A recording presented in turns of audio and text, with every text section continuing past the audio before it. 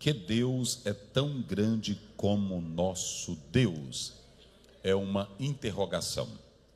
Eu quero dizer a todos que essa pergunta, ela é uma pergunta que está dentro deste salmo, e se vocês analisarem, ela é confrontadora, desafiadora. Essa pergunta, ela não é uma pergunta aleatória, absurda. Ela é uma pergunta que tem uma tonalidade teológica muito grande. Visto que as irmãs escolheram uma temática dentro da literatura sapiencial, também chamada Terrilim, que é a palavra Salmos, essa temática, ela não é apenas uma temática emotiva, não é apenas uma temática filosófica, mas que isso, ela traz um peso teológico. Por quê? Porque ela está em um nível de pergunta. E só para os irmãos terem uma ideia, há perguntas que são feitas que elas têm respostas. Elas possuem respostas. É claro que se você for para o campo do materialismo, do naturalismo, se você for para o lado da ciência, existem perguntas que são feitas dentro desta área ou destas áreas que elas podem receber uma resposta positiva ou negativa.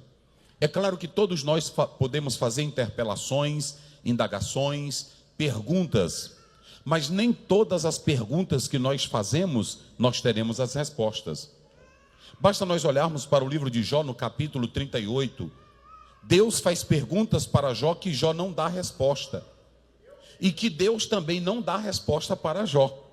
Porque Deus não tem nem a missão, nem a satisfação e nem tampouco qualquer responsabilidade de ficar matando curiosidade de crente.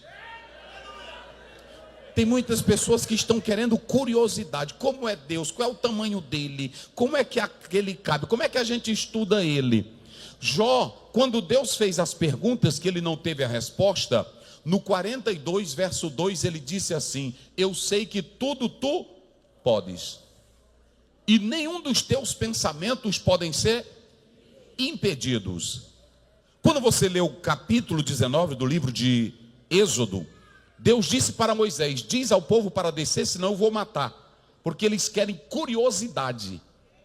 Tem gente que vem para o culto dizendo assim: eu vou saber o tamanho da glória que eu vou sentir, eu vou para lá porque eu quero ver o que é que ele vai fazer. Nós não temos que vir ao culto para saber o que é que ele vai fazer.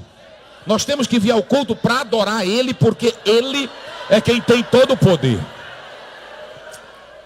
O nosso Deus, só um pouquinho de retorno, filho, que eu tenho pregado muito esses dias, e minha garganta, todo dia, meus irmãos, eu prego todo dia. Todo dia. Então escutem bem. Deixa eu dizer uma coisa para vocês. Há perguntas que nós não temos respostas para elas. Só que essa pergunta aqui, ela é confrontadora. Olha o que ele diz. Ele diz assim: que Deus é tão grande como o nosso Deus. Deixa eu dizer uma coisa para vocês aqui esta noite. Dentro da CPAD nós temos a nossa teologia sistemática, chamada teologia pentecostal. Temos a teologia de Eurico Bergsten, que ele escreveu, muitos conhecem, teologia sistemática. Nós temos também o manual da escola dominical, feito pelo pastor Antônio Gilberto, que envolve algumas matérias teológicas. Se nós formos para o outro lado, nós temos a teologia de Charles Hodge, com quase 2.000 páginas. Essa teologia, ela é teológica, ela é filosófica. Se nós formos ler Alistair McGrath, nós temos uma teologia filosófica. Se você for estudar Augusto Armstrong, um batista, você tem uma teologia tradicional. Se você for estudar Langston, se você for estudar qualquer um desses homens, pegue 30, 40, 50 teologia sistemática. Todas elas vão falar quase a mesma coisa. Elas começam no seu prolegômeno tentando expressar Deus. Depois elas começam falando dos atributos de Deus. E a pergunta é: quem é Deus? Qualquer teologia vai começar dizendo atributos visíveis, atributos não visíveis, quem é Deus, o seu poder, a sua santidade. Agora, uma coisa é estudar sobre Deus, a outra coisa é saber quem é Deus. E a vida eterna não é o tanto de conhecimento que você tem sobre Deus, mas é o quanto você ama e conhece a Deus. João 17,3 está escrito: e a vida eterna é esta, que te conheça a ti só, o único Deus verdadeiro, a Jesus Cristo a quem enviaste. Quando você lê o Deuteronômio 6,4, a Bíblia diz: ouve Israel, o Senhor teu Deus. É o quê?